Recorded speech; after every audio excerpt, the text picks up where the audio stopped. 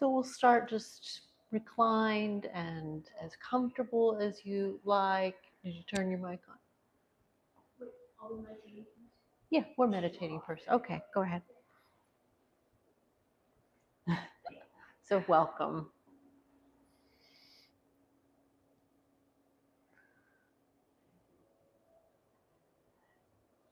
It's wonderful to see you here, taking time to cultivate mindfulness, deepening your practice, connecting with the supportive community. Each time we come together, we create a space, presence, openness, shared wisdom. So whether this is your first Sangha or if you've been practicing for a while, you're welcome here just as you are. Tonight we'll explore the theme, mindfulness of emotions, bringing awareness to how we experience emotions without judgment and creating space for self-compassion and balance. Emotions are an essential part of the human experience, yet so often we react to them automatically, pushing them away, clinging to them, or getting overwhelmed by them. Mindfulness offers us a different way to relate to our emotions, to notice them, to name them, and allow them to pass on like waves rather than being swept away. As we begin, I invite you to check in with yourself on how you're feeling in this moment. There's no need to judge or analyze, simply just notice. Let's take a deep breath in together and a slow exhale. And as we move forward in our session, let's carry this sense of openness and awareness, allowing our emotions to be seen, understood, and met with kindness.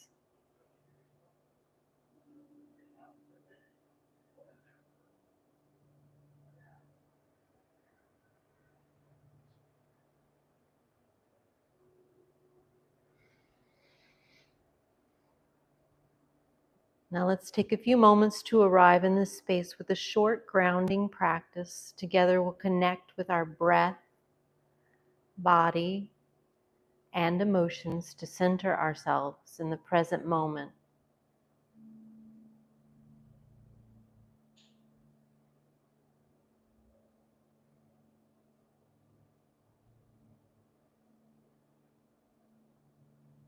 Take a deep breath in through your nose and release it slowly through your mouth.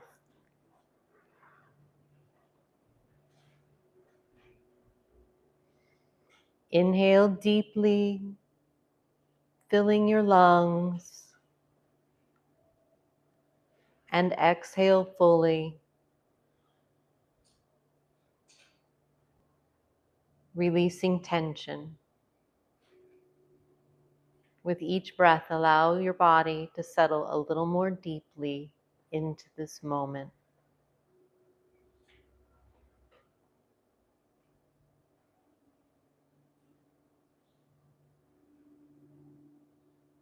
Now shift your attention to your breath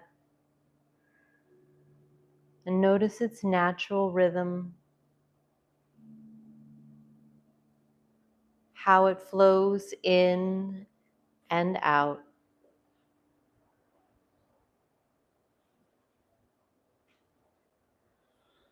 There's no need to change it, just observe. Feel the cool air entering your nostrils and the warmth as it leaves.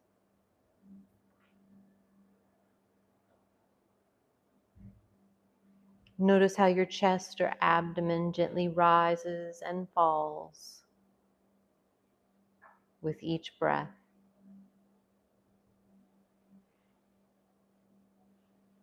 If your mind wanders, gently bring your attention back to your breath, allowing it to anchor you into the present.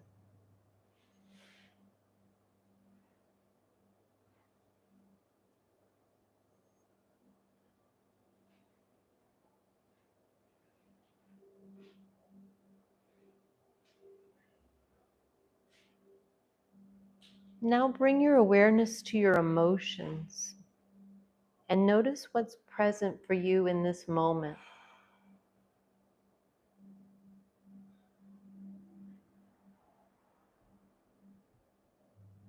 Is there a feeling of calm, of restlessness, perhaps a sense of joy, frustration, sadness, or ease? There's no right or wrong way to feel. Simply observe what arises.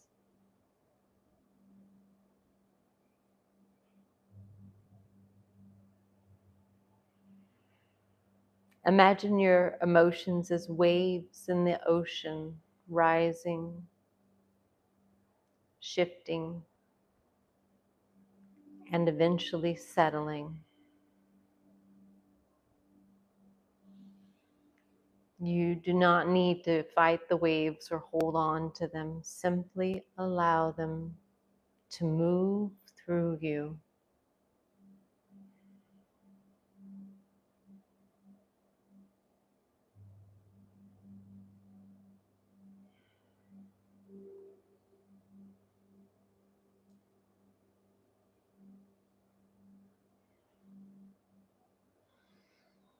Let's take one final deep breath in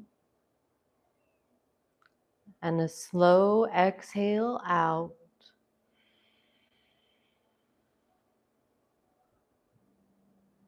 When you're ready, gently begin to move your fingers and toes.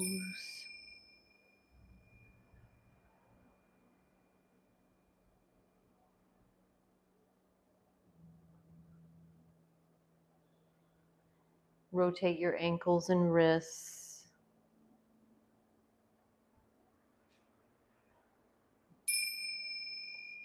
And just take a moment to notice how you feel before we continue.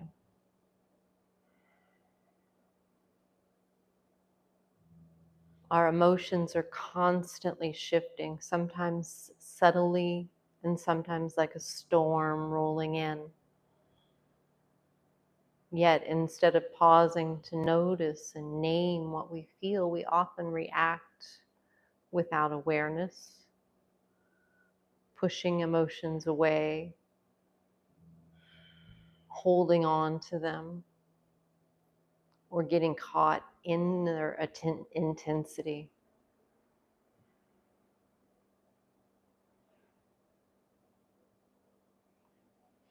Mindfulness of emotions invites us to take a different approach. Instead of reacting, we practice observing. Instead of identifying with emotions, we watch them come and go, understanding that no single feeling defines us.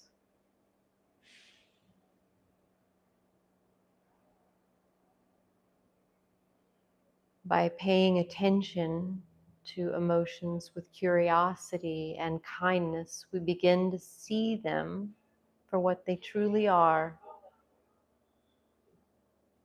temporary experiences moving through us rather than the truths about who we are. So let's carry this awareness into our group discussion. If you would, bring some awareness to your body. Bend one knee at a time. and come to a somewhat seated position so we could come together as a group and have a conversation.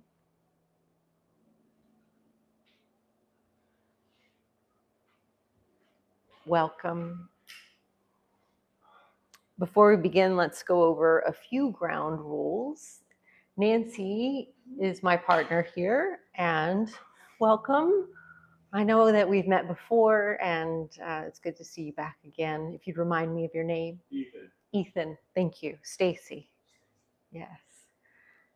And if you would just, Nancy, my partner here, is going to read some of our ground rules, and then I put together a couple prompts that are going to help us with to kind of facilitate our discussion. Okay, so the ground rules are speak from personal experience, use I statements to share your own thoughts, feelings, and experiences. Be mindful of time, limit your sharing to 3 to 5 minutes so that everyone has the opportunity to contribute. Although since there's fewer of us, we may have more time. So We had and maintain confidentiality. What is shared in this space stays in this space to ensure a safe and supportive environment. Listening is participation. You are welcome to listen without sharing. Silent presence is a valuable part of the Sangha. Okay. And then normally we would pass out the questions to anyone who doesn't mind reading them. But unfortunately, you guys are captive audiences today. There's 3 questions and there's 3 of us. So if you wouldn't mind, each one of us will take a question. No choices. Thank you. And we'll just take our time and open it up for discussion. So I have the first question, so I'll just go ahead and read the question. Okay. Have you noticed times when you reacted automatically to an emotion rather than observing it? What was that experience like? Alternatively, have you had moments where you were able to witness an emotion without getting caught up in it? What helped you do that? Anyone can go whenever they like. Would you read the first part of it again? Okay, sure. Have you noticed times when you reacted automatically to an emotion rather than observing it? Yes. What was that experience like? So for me, it feels so uncomfortable when I let an emotion get ahead of what I'm thinking and feeling, and I do it, and especially when it's an emotion that makes me feel uncomfortable, whether it's anger or disappointment, something like that, then there are times when I really have a hard time to say, okay, this is just anger and disappointment and it's going to pass in the moment. And instead, I have either acted out or responded in a way that I feel that I regret later, or conversely, I'll shut down and say, well, that just hurt my feelings. So, I'll take my toys and go home and not respond at all. So I tend to do one or the other when I do that. I notice, with my partner, like in long-term relationships, I think it takes time to get good at noticing, like, okay, like every relationship takes work, and I know when I get triggered or I feel, get angry or there's an emotion, like, yes, sometimes react. But now it's nice, like I've seen the pattern, I'm like, okay, I've been here before. I know, like, I feel it bubbling up, but I'm gonna, like, I've expressed, sometimes it didn't get us anywhere and just hurts the other person's feelings, and then you're both upset, and it's like, so it's nice, like, I have those moments, but it's nice that I now have moments that I'm like, okay, like, I feel it bubbling up, but I recognize it because I felt it before and I've been there before, and I just kind of, just like feel it. It's really uncomfortable, and I'm like, okay,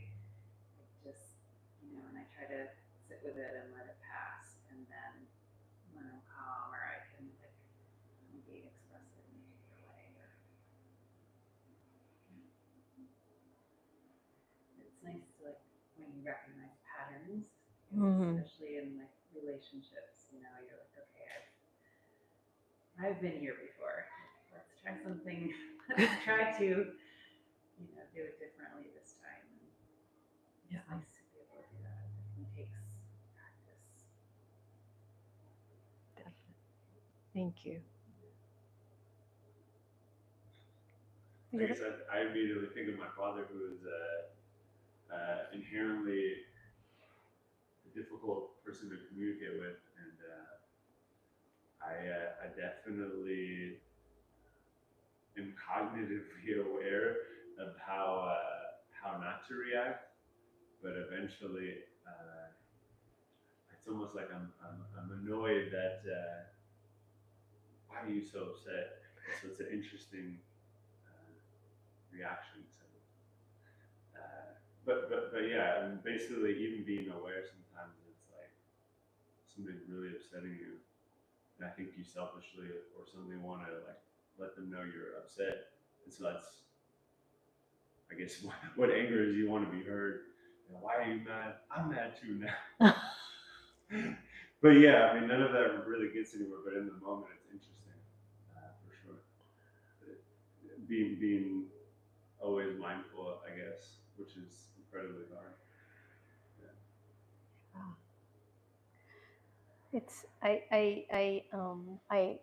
I'm thinking because once again, all the things that I'm hearing from you guys it's similar to things that I think we've all experienced what we each other have said. I think regarding what Stacy said, I think that sometimes my reaction to emotions has a lot to do with what my emotions already are at. If so, what I've noticed in myself is that I may react differently to the same situation at two different times, depending on how I feel when I'm entering into that situation. But at the time, I can't. A lot of us can't observe that there at that time.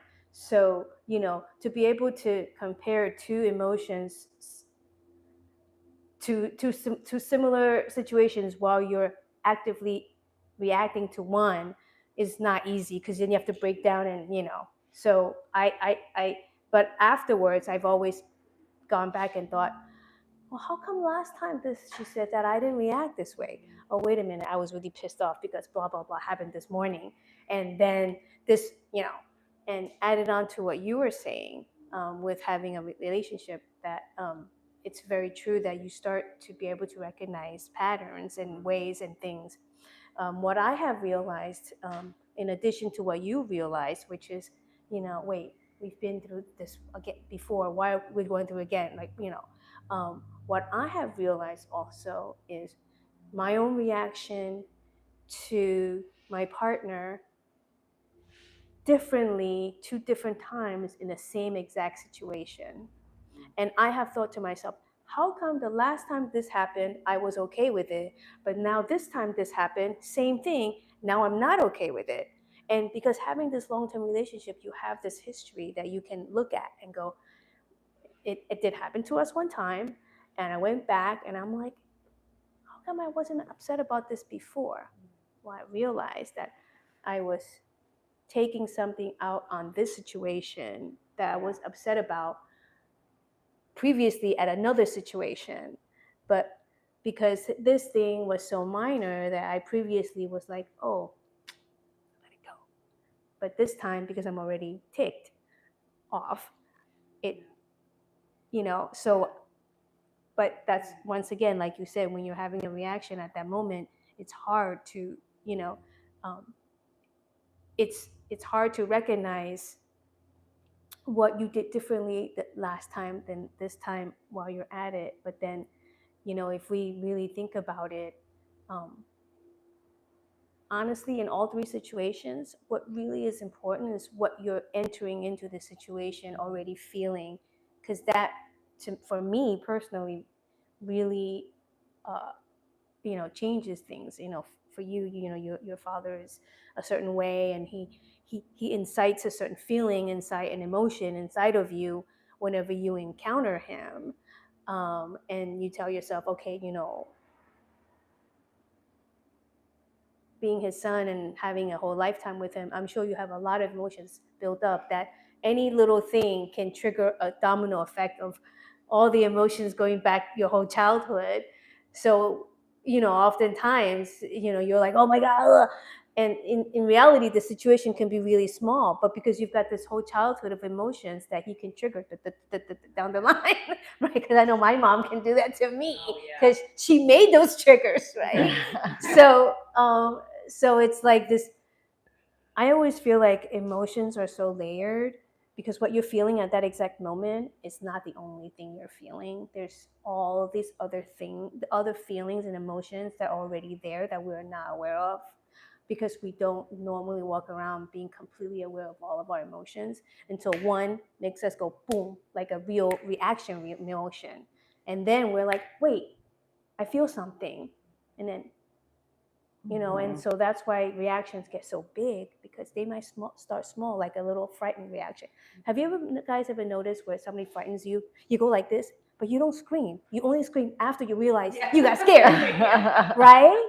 You're like, ah! Yeah. But why didn't you scream the first time? Why did you have to wait until you saw because your reaction was something happened, you immediately need to recognize what it is. Once you recognize what it is, you scream. So for us, that wakes us up. But if we're not constantly, and so we were just having a conversation today where I don't like to nitpick, and I kind of let things go and let things go and let things go. And after a few days of little annoying things, one little thing will tick me off, and I'll just have a reaction, and then I'll know. I'm like, I know it's because 2 days ago this happened that annoyed me. I didn't say anything. A couple of days ago. So every time something annoys me, I don't say anything, but then I'm carrying around this annoying, this feeling. And so I came to realize that there is the awareness of the emotion, and then there is the management of the emotion, and then there is the resolution, solution, correction, or problem solving, whatever it takes for you to not have, if it's a toxic or destructive emotion, right? So, but there's stages. You can't I feel like just because we're aware of it doesn't mean we know how to manage it. We're just aware of it. Well, I was gonna say, like, Yeah. because emotions are reactive, it's hard to objectively look at the situation in the moment. I think bottom line, because I was gonna say, like, what we're talking about is a very, I feel like, a unique skill. Not many people like look at their world, their life, their moment to moment, like, objectively. I would hope, but I don't think, as we can see. So yeah, I mean, but at the end of the day, if you're able to, like, stop for a moment while the emotion is happening and maybe look at it, then you're on the right track.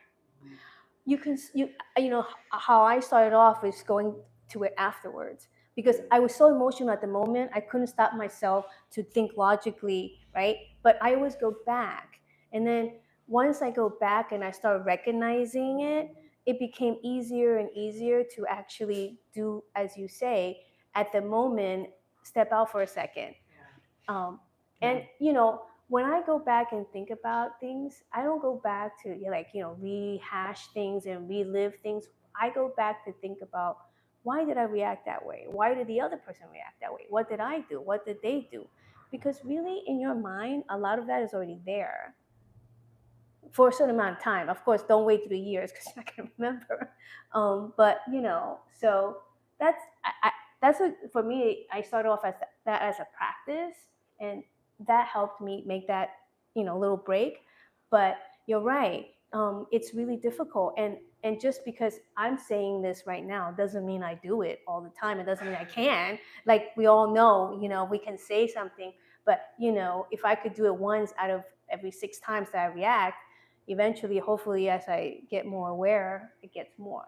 it's like the second part of that question, that where, you know, those moments where you catch yourself and you feel like, okay, I did it. I for some reason I feel so proud of myself.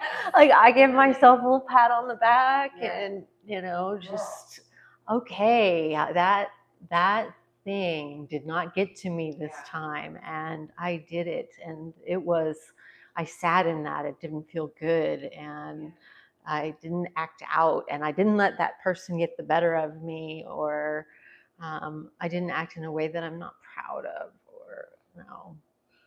But that's a great thing that you celebrated yourself. Yeah. You gave yourself that pat on the back. Yeah. And we need to do that because, you know, that helps us know that, you know, we're doing something good for ourselves.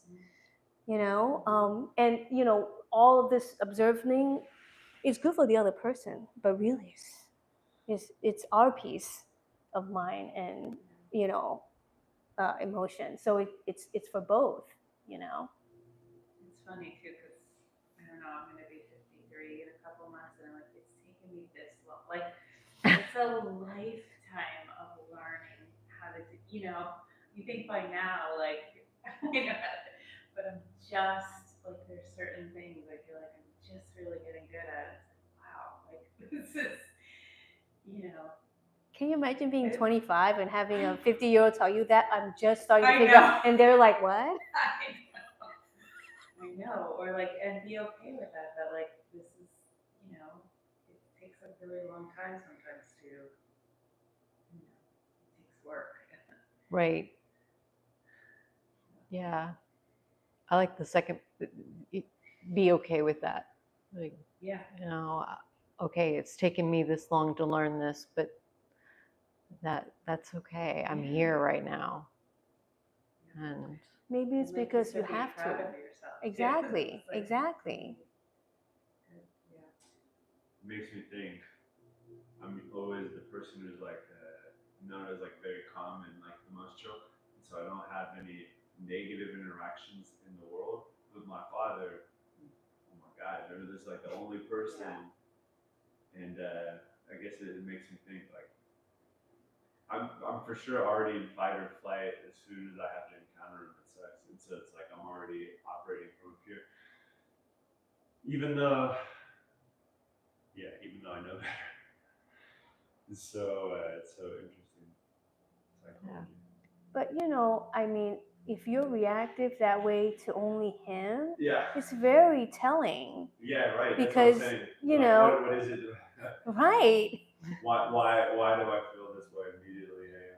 Why can't you see him as anybody else, that you don't have that reaction with? I mean, not why. I mean, I'm sure I know why, because you have this feeling towards him. Yeah, But no, you know, I think yeah. he has like a frustration. well, it's also accepting that, for me, I find that I have a hard time accepting other people's ceiling. Like, I can think of one person in particular that just regularly, a whole lifetime of relationship, and will always be there, will never go away. And then there are times where I think, why do you continue to do that? Why? And you're so disappointing, and so why do you disappoint? Why do you do that? And I let that emotion get to me, and then I have to recognize, like, that is their thing. That is their emotional ceiling or boundary or whatever it is that they're dealing with. And why do I need to be the one that's getting upset with them? Yeah. So I have to check in and say, you know, okay, this person that I love so much, now why my investment in them can't be that emotional investment. It's so hard to do. Yeah. Especially, I think, I don't know, a parent, I feel like it's really intense. Like, that's just, I feel like for me, that's Wait, the as a hardest. parent, or No. you being No, sorry, with my parents. Oh, with your Oh, parents. with Like, your- okay. yeah, like my relationship with a certain parent is, you know, I feel like that's probably the hardest because it's so visceral. I mean, it's like just a primal, you know, it's like, I think with you other- know. yeah, Other triggers. yeah, Yes. same. And I do things, and I'm just like, oh, why did I like get really impatient with my mom? And I'm like, I know she's just like, you know, that's her ceiling, like that. I know she's like, that's just she's doing the best she can, but it's still like encouraging, Right. you know. And it's just like it's interesting that whole parent thing too. Like, why can't I be as patient with her as I am with other people? Right. How can I get better at that? But it's That's not unusual. I think a lot of us feel that way. Family, for some reason, people that are close to us, we have the least tolerance for. I'm the same way.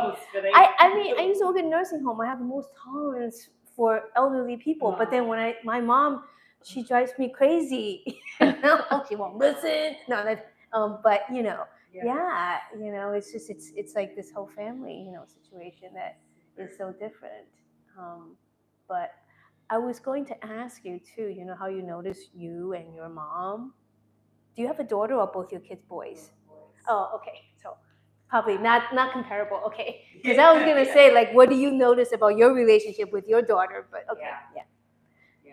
No, I feel like in some ways I mean, but I feel a little bit grateful that I don't have to like it's a hard thing. I don't know, it's intense. The mother-daughter thing for me was really father son too. I mean, right. Yeah. Yeah. Yeah. Infinite layers. Yeah. It's funny how this whole emotional session has turned into a parent talk. Like this, how deep it is that the parent impression on us is. Forever. Yeah. Well, it might be a good transition to go to question 2. That's right. Yeah. Well, you talked about your relationship, so that was more Sure, than sure. parents, but yes. Okay. Our emotions often follow familiar patterns. Are there emotions you find easier to sit with and others that feel more challenging? How do you typically respond to emotions like anger, sadness, or joy?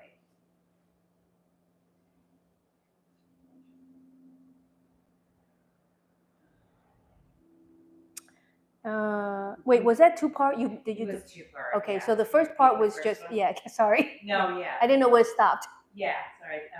Our emotions often follow familiar patterns. Are there emotions you find easier to sit with and others that feel more challenging? I think for me, it also has to do with the environment. I feel like some environments, I don't feel comfortable. You know, going through the phases of showing the emotion and recognizing it, because it's a big, you know, it's a lot. And during that time, you may still be reacting physically to something. So I feel like I don't always have the opportunity to be able to, you know, recognize the pattern or take the pattern and, you know, do all the things that you mentioned previously in the other question.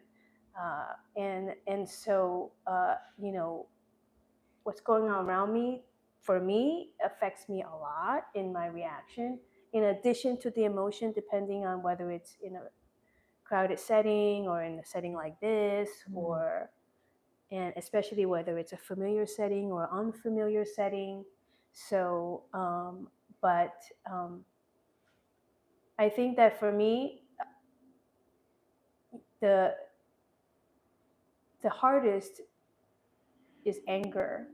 The hardest emotion for me to be able to identify or to be able to, you know, recognize, because, you know, at that moment, I think because it is one of the most, for me at least, you know, excitable and emotional, angry, you know, feeling, that is the one that I usually have a hard time separating and observing at the moment.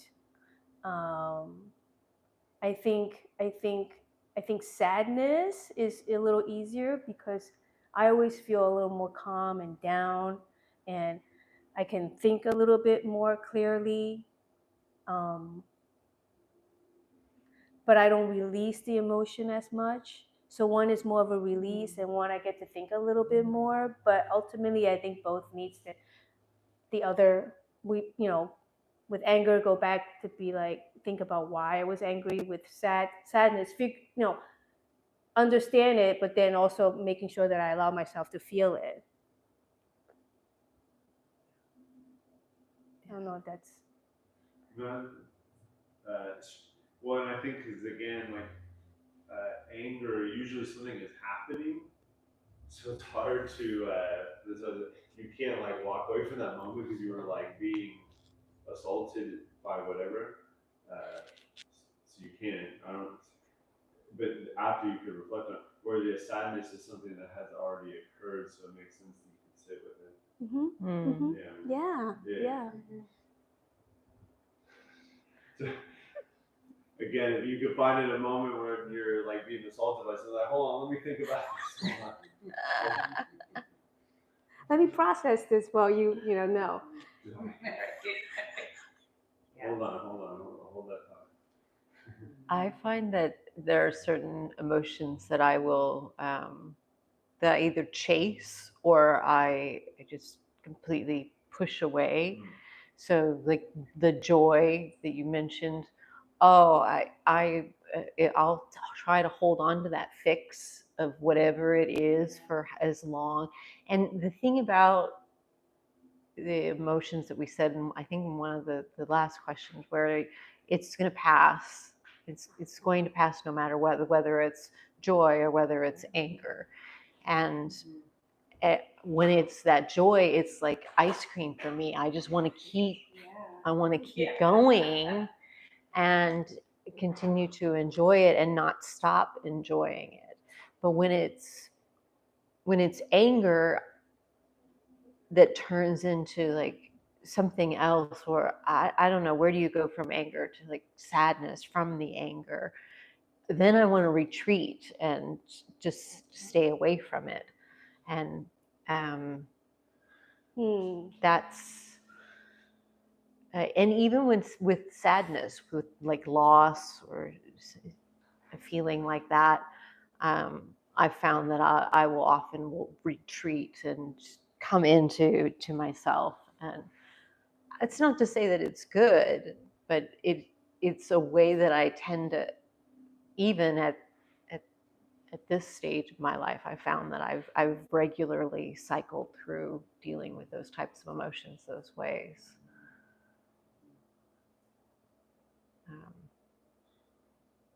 I would love to get better at the anger part. You bring up a really good point, because I'm a very reflective person, so I can't help but go back and rethink things. But it never occurred to me that I would not want to, because it sounds to me like there's some aversion that you have to certain emotions that you don't want to go back and revisit. Right. I kind of go back and revisit everything, like depending on whether it's anger, sadness, or whatever, because I feel like I want to understand why I reacted and why I had that emotion. But I guess I never thought about that. There would be situations where I would not want to, because it would be too stressful. For joy, it's like I'm an addict. No, I want of course, give it, no, give me. That's Right. And that it's interesting what you're saying about joy. Sometimes, the joy like feels so good, and then it's kind of like a letdown. And how to people talk about the difference between happiness and contentment. Like how do you not feel let down? Like, yeah, there are super happy moments, but then just like feeling okay if that joy isn't necessarily like active, but it's okay to just be like ecstatic, Right. I can feel content at this moment. Yeah. You brought up something really interesting. Yeah. Sorry, no, go ahead. I didn't. Yeah. Okay. No, I'm done. Yeah. So this is interesting that you say this, because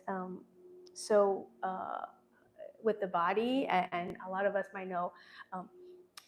If you go through your life doing a lot of yo-yo dieting, up and down, eventually what happens is your body stops adjusting the way that it does. I mean, not reacting to your diets anymore, and you'll end up gaining more weight than you lose, and eventually you lose that edge. So what you had just mentioned, can you repeat how you said it?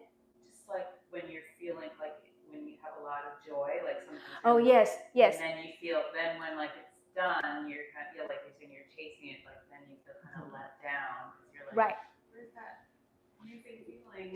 So what I was thinking was, it's kind of like if you spend a lot of parts of your life feeling really high and really low, really high and really low. It's like eventually, like that high and low it won't have that weight anymore, because you'll eventually get used to it, and you'll lose that high and low. So I kind of think of it that way as well. It's like your body, we can't, it's hard to, like, we don't control it, right? Like, you don't control how happy you want to be happy when you're happy, and how sad you're going to be sad when you're sad. You just respond to that. But it's just interesting that I wonder if, because it's true, the higher you feel, probably the lower you feel. That's kind of how it goes, right? Because there's more to come down to. So but how do we balance that, right? And not go here and because I feel like sometimes when you're in such an excitable state, it's not so great either for a long time. To kind of calm yourself down, right? But yeah, that's very interesting that you say that, because I just thought of that right now. The dieting thing, and the eventually, and I think that analogy can be used for a lot of things, because nothing remains. I mean, maybe some things due to physics, but okay. Yeah.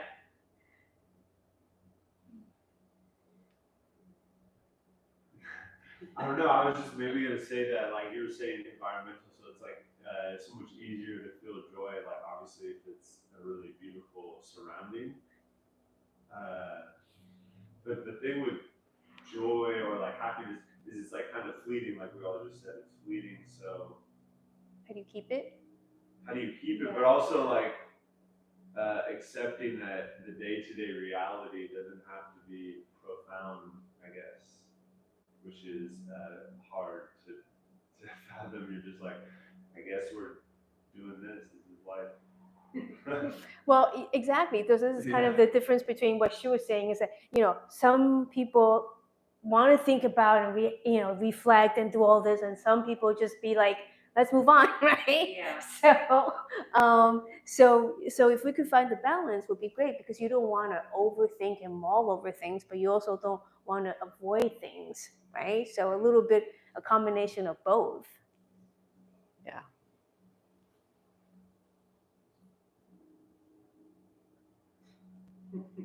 Should we go to the third question? Sure. Okay. And I saw you brought out a journal. I'm sorry, I should have mentioned that we have a couple journals up here as well. Question 3. What are some ways you could bring mindfulness to your emotional experiences? The second one as well? Or? If you'd like. Either one. This might include naming emotions as they arise, practicing as they arise, self-compassion, or using breath to create space before reacting. Oh, well, there we go. You're getting attacked. Anger is that's one that's really difficult to come back like up. I said, it's occurring right there. Yeah. So like, how do you? It's too primal. It's hard to. And it's not always a bad thing, because like if you're getting attacked, you need that, right? Because you need that primal feel, the instinct to avoid danger. So. And it's so good sometimes to say, like, when you can say, like, that really made me angry. Like, it's healthy. We talked about a timeout today. Yeah. Except I said that I wanted a phrase to let each other know that we're really upset and we need to have a timeout. And so I said to her, how about if I just said to you, I really need Oreo? An Oreo? And she's like, how about we just say I need a timeout? Right. We'll save Oreos for Oreos. I mean, I wanted like a secret spy word, you know, like if we're out in the public and I'm really frustrated, I'm gonna go to her and say, I really want an Oreo. Right. You know? So anyway, but so how do you like observe it and deal with it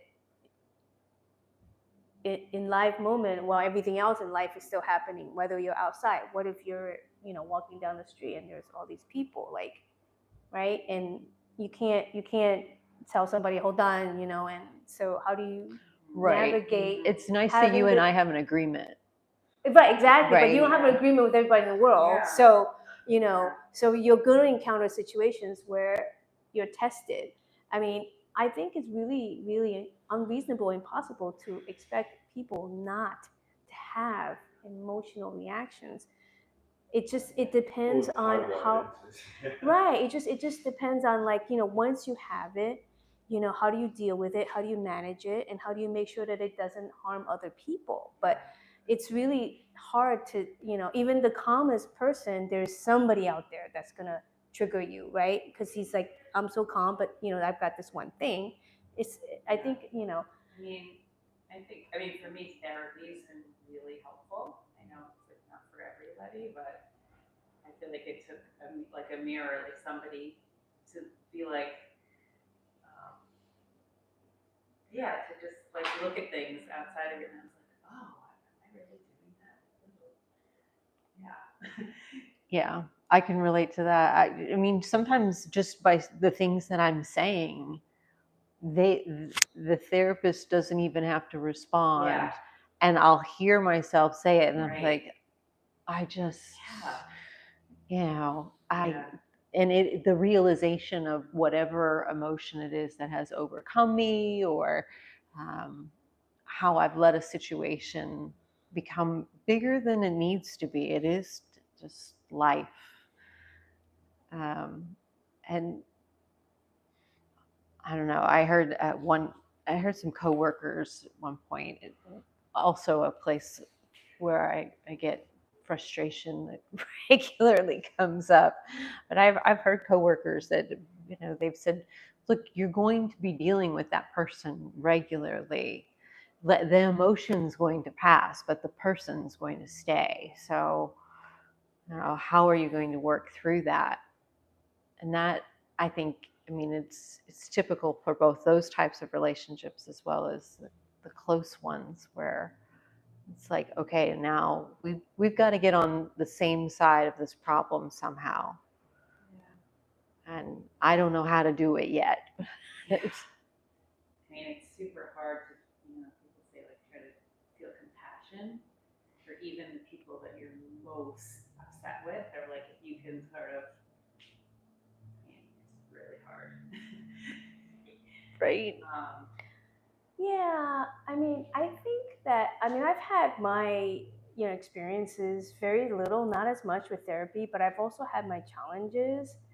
And I think that oftentimes for people who have a little more difficult time, like you mentioned with the mirror, having a therapist is really helpful, because they do that. That's what therapists do, you know, like they reflect to you, you know, but you know, and what Stacy had mentioned also is that sometimes she'll have her session and she'll talk, and then she'll come to this realization on her own of this, you know, whatever it is that, you know.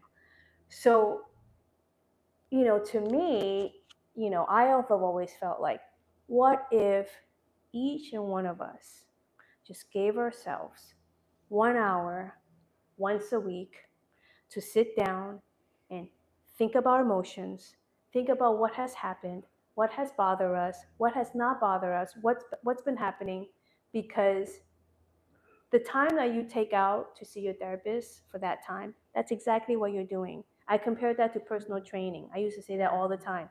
People go to a gym, they see a personal trainer. For the whole hour, my focus, my concentration is on my client, nothing else.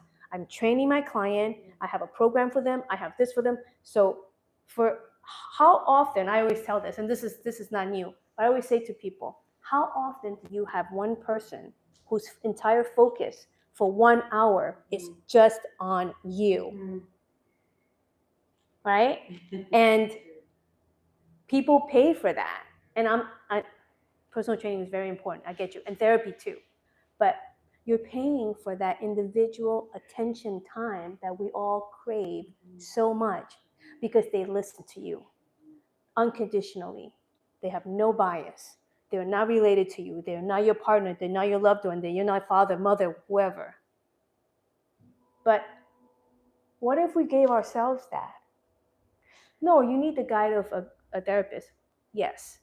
But have your therapy session. But why don't you take another hour out of your day, your week, and do the exact same thing with the exact same intent of just 1 hour, all you think about is yourself. There's no one else that exists in this world. Because that's exactly what you're doing. It would be nice. Exactly. It would be nice Exactly. to do that for yourself. Right? Like, I've had clients when I was in personal trainer, they could do everything on their own, but they'd rather pay me for the hour to be there so they will do it. Yeah. And not only that, and push them when they're doing it. You did 5, do 8. You did 6 last week, you could do 8 this week. Whatever. That's what they're there for. They're there to guide you. But the work is done by the individual. And that's why I always say, don't depend on your personal trainer. Don't depend on your therapist. Don't depend on your chiropractor. Because what happens is you go in, they adjust you, everything's great, you leave, you do the same thing over again. So That's funny you I brought think chiropractor in. so you know, for me, you know, no, there's no they do what they're supposed to do. No, they do what they're analogy. supposed to do. Don't get me wrong, but you can go talk to any chiropractor because I've worked with them, and they'll tell you you need to strengthen these muscles because if you don't, you go back out. The chiropractors will tell you that themselves. So I'm not bashing chiropractors, but I'm saying is, if you only find temporary solutions, you're not going to find permanency in anything in your life because you're only looking temporarily. You're not looking to build strength from the ground up. You're only fixing the elbow, but what about the wrist and what about the shoulder? They're all connected. You know, simple. Anyway, I don't mean to, No. I'm just saying, like, I wish that everybody thought about giving themselves the time that they pay to give somebody else to pay attention to them. That's, I think, something that I had to learn. It's so true with exercise too. Like, I'm actually just started to be a personal trainer because I'm just so bad at the discipline. Like, my husband's like, just do it, just put it on, because that's his personality. He's like, just do it. And I'm like, okay, but you don't understand. Like, it helps so much. That person, to be like what you're saying, like, you can do it, and I'm like, okay, I'm gonna do as like I'm told, That's exactly it. And it's because really, sometimes we need to be told. And the discipline of it, like, if it were just me, I'd do like 4, and I'm like, okay, that's good, done.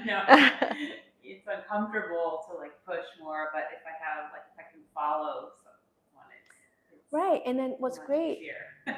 Yeah, no, but then you get into it and then you don't need to, I mean, you can, it depends, but you could eventually, depend on yourself a little more. Yeah, I hope that's that's the idea. I'll report back. Perfect. No, you don't have to. Oh. Would you like to share? Okay. I mean, this question? Okay. Yeah. Well, perhaps we move into the closing meditation for our session and go back to a place of comfort,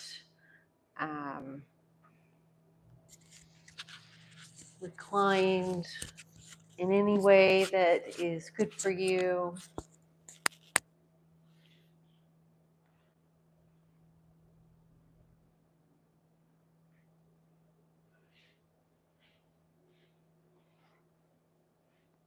Mindfulness of emotions is an ongoing practice, one that can be woven into daily life.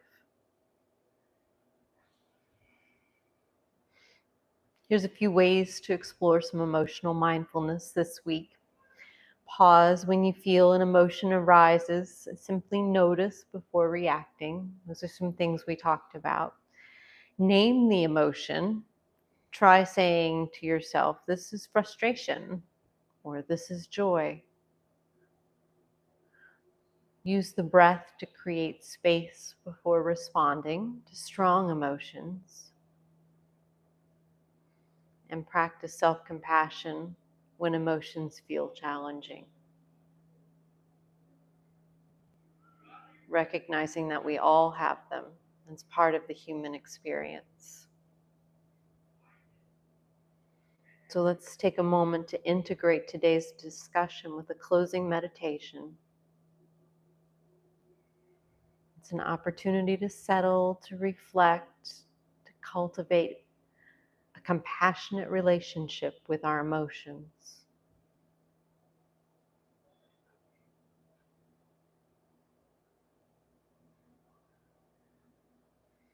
Take a moment to settle into stillness. And if it feels comfortable, soften your gaze or gently close your eyes.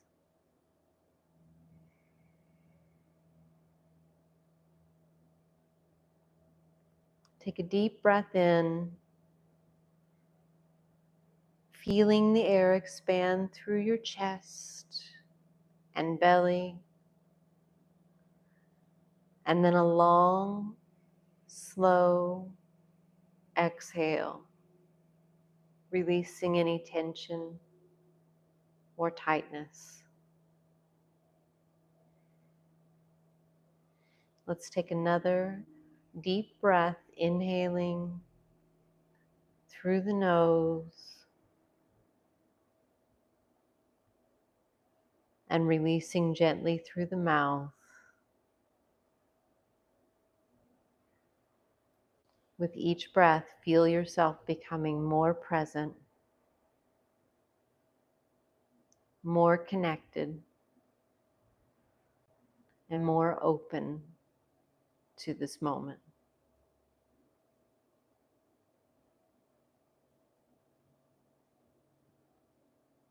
Now let your breath return to its natural rhythm, steady and effortless.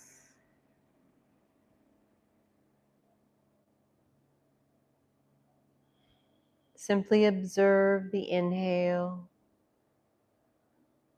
and the exhale. There's nowhere to be but right here, right now.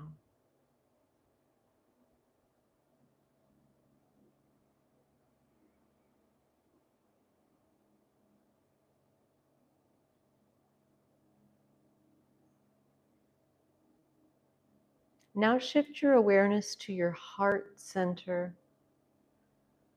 in the space in the middle of your chest. Imagine a gentle warmth radiating from this space as if it's soft golden light, and it's filled your heart, expanding with each inhale and softening with each exhale.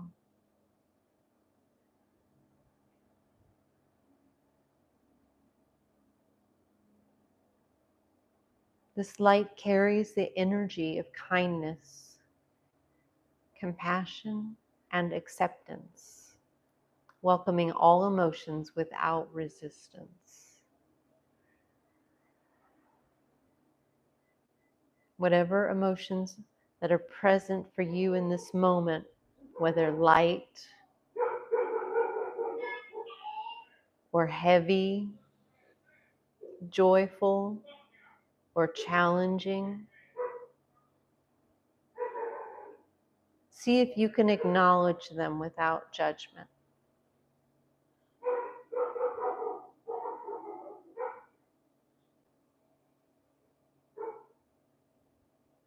There's no need to change what you feel,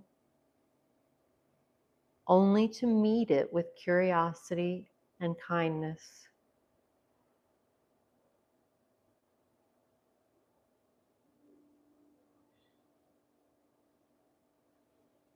Now take a moment to silently repeat these affirmations. I allow myself to feel what is present.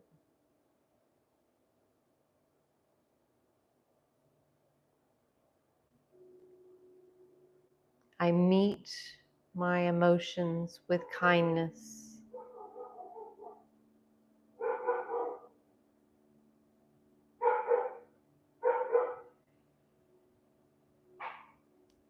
I am not my emotions. They move through me like waves.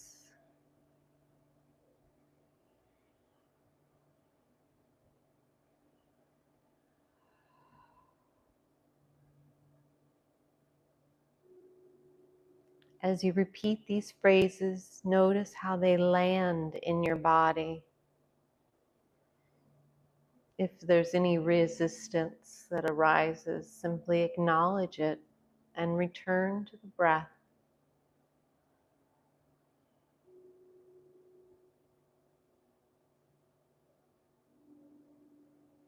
Now imagine gently placing each emotion, one by one, into an open sky. See them as clouds drifting past, changing shape, moving without force.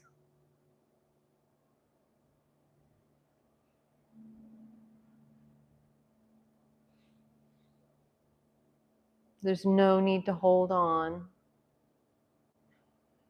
and no need to push away. Just allow each emotion to come and go like waves meeting the shore.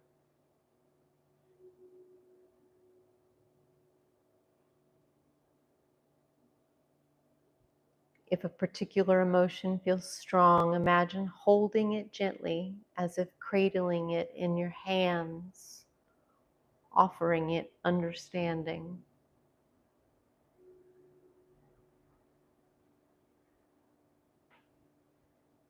No emotion is permanent.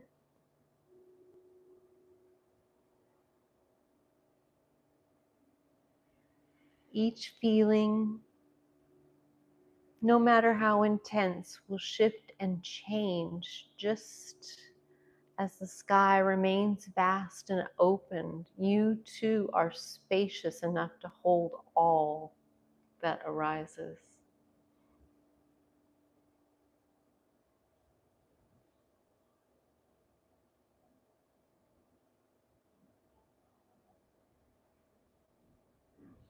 Now take a few more deep breaths, slowly and mindfully.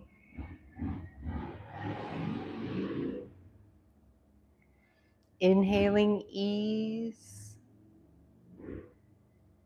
and exhaling any tension.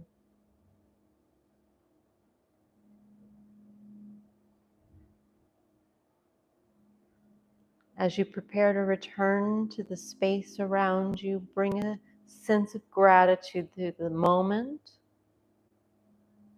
Perhaps gratitude for your breath, which anchors you in the present. Gratitude for your heart, which holds the space for all of your experiences. Gratitude for your emotions, which remind you that you are alive, growing, and evolving.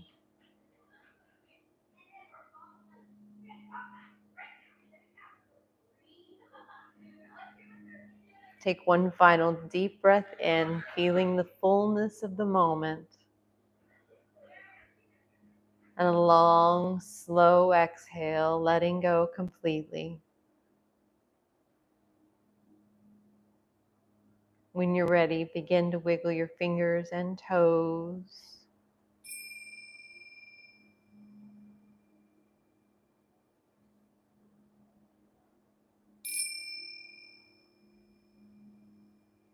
Maybe rotate your ankles and wrists.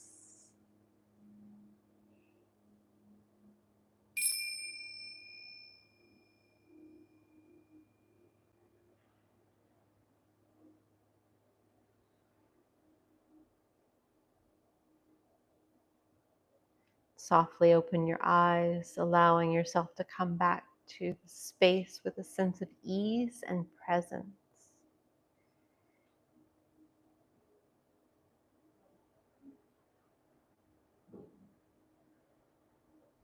And bend one knee at a time, bring it into your chest. Gently rock from side to side.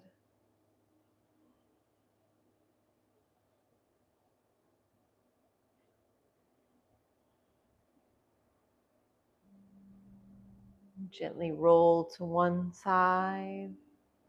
And take your time.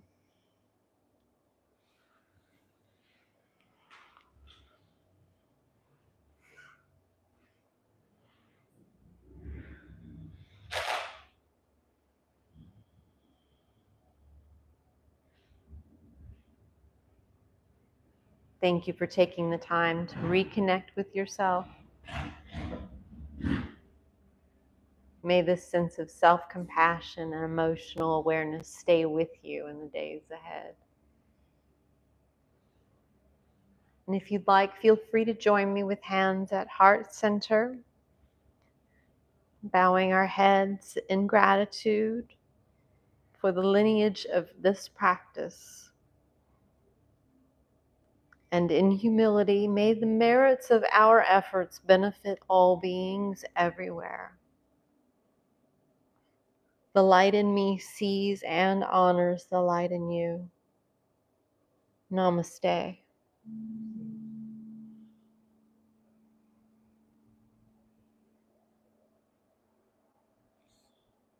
Thank you for joining me this evening.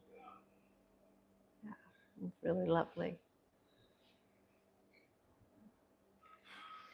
So we'll be doing this every Saturday at 6:30. Feel free to join us anytime. Yeah.